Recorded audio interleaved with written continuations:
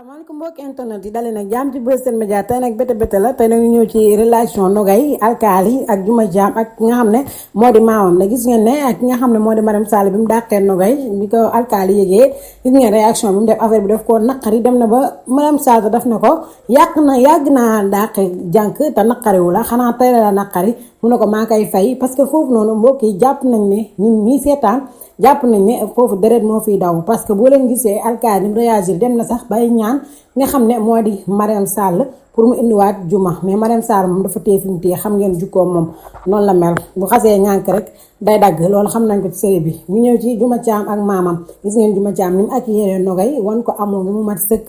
bëgg tamit mu toog ki nga xam ne moo di si kër gi ba pare yërëm ko te gis ngeen Njaga Caam mi ngi ci doon tiit bi ñu ko gisee ni mu doxalee mu mel ni dafa gis Juma Caam xol bi sedd mu mel ni Juma Caam la jàkkaarloo bu ñu gisee def benn réaction donte sax këñam Marème Sall la jógee xam ngeen ni ku jógee këñam Marème Sall moom Njaga Caam amul ci yow soxla mais nag gis ngeen nag bu ñu jógee këñam Marème Sall mu leen na jànku Marème Sall la woon deful benn boucan indiwul benn coow parce que dafa mel ni Juma la jàkkaarloo mu mel ni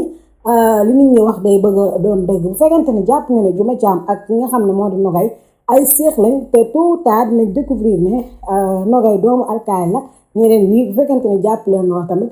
nee leen non merci beaucoup tey chronique du jour tey Nogay la woon ak ay relation am woo leen di abonné tey partage ci yeneen vidéo